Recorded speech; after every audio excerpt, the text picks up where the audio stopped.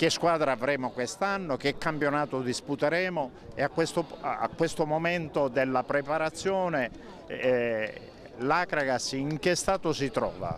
La formazione è completa o ancora manca qualche innesto per completare la rosa? Abbiamo allestito una squadra che sicuramente sarà competitiva al massimo per il campionato d'eccellenza, visto che l'abbiamo allestito in un momento dove ancora speravamo nel discorso del ripescaggio. Abbiamo allestito una squadra con giocatori di categoria superiore che sicuramente avrebbero fatto bene in un possibile campionato di Serie D che ci è sfumato prima a 10 minuti nella finale playoff, a 10 minuti dalla fine e dopo tante rassicurazioni anche da parte della Lega per quanto riguarda questo obiettivo di ripescaggio.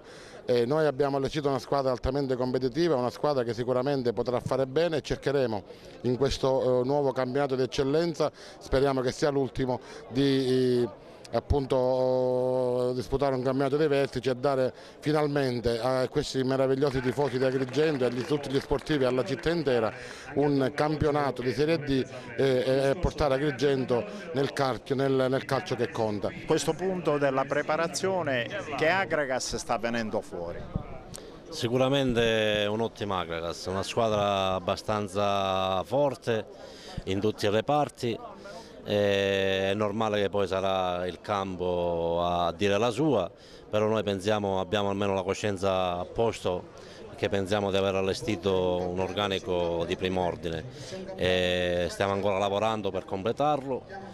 Potrebbe a giorni arrivare qualcosa di concreto, anche se già con un giocatore in linea di massima è stato concluso l'accordo, però mancando la firma noi non ci pronunciamo. Diciamo che l'Akragas sta lavorando da circa 20 giorni, quindi come tutti sanno questo è un periodo importante dove si mettono le basi per una stagione importante, dove abbiamo lavorato tanto sotto tutti i punti di vista, sia da un punto di vista fisico che tattico, quindi naturalmente una squadra tutta da assemblare che è quasi tutta nuova, quindi il lavoro diventa il doppio, però ripeto, penso di avere a disposizione un gruppo importante, sicuramente da completare perché numericamente siamo pochi. Sicuramente vedremo un Akragas che mi auguro che possa fare divertire i tifosi dell'Akragas sia da un punto di vista dei risultati principalmente